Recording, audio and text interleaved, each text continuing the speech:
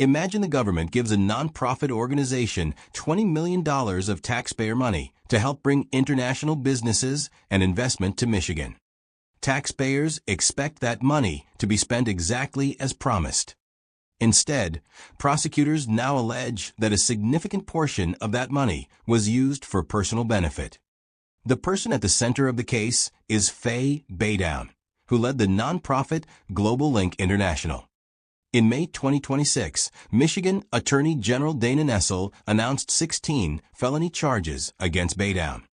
Prosecutors allege she created false documents, submitted misleading reports, and spent grant money on luxury purchases and personal expenses instead of the program it was intended to fund.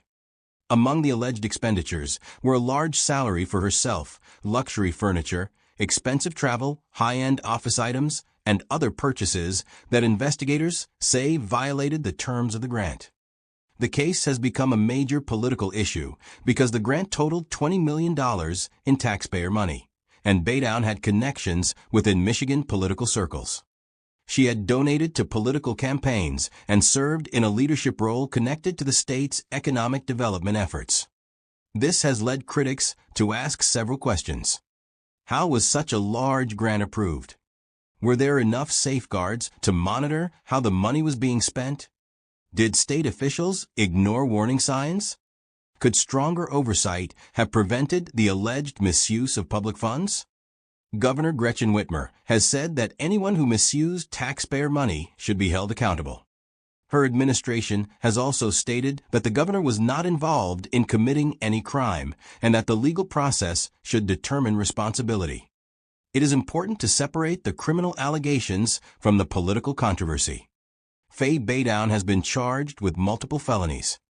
Governor Whitmer has not been charged with any crime in connection with this case.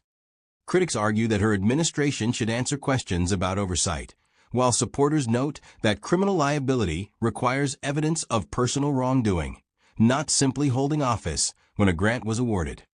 Regardless of where someone stands politically, this case is significant because it involves a very large amount of taxpayer money, allegations of fraud at the highest levels of a state-funded program, and ongoing questions about government accountability and oversight. The criminal case against Faye Baydown will determine whether prosecutors can prove their allegations in court. At the same time, the public debate over how the grant was approved and monitored is likely to continue well beyond the trial.